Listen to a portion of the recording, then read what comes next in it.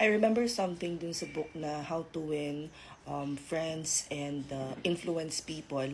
It says there, people who smile tend to manage, teach, and sell more effectively and to raise happier children. Now, si Rakitera VA dito, sabi niya, thank you daw sa pagdaan ko sa FYP niya 1 year ago. And isa na siyang ganap na virtual assistant ngayon. She's part of GenTask. This is another VA agency that you guys can check out. And when she started working from home, napapadaan din yung live niya sa FYP ko. And if you guys know me, every now and then, randomly, papasok ako sa live ng mga VAs and I'll come and say hi. Maya-maya pag kailangan ko nung umexit, sasabi ko na ronda lang ako kasi kailangan ko na tumingin ng ibang naka-live, ganyan.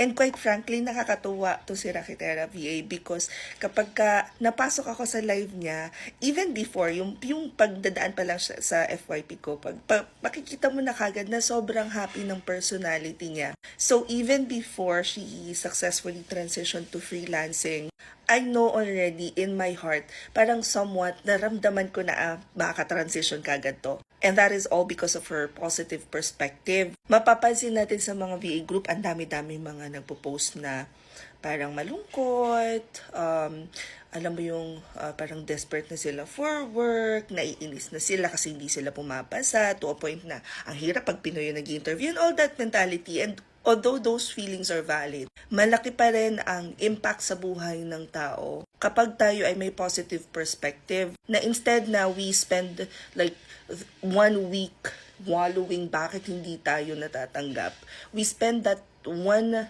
moment to recognize our feelings at pagkatapos tanungin na kagad natin yung sarili natin, what is this experience teaching me?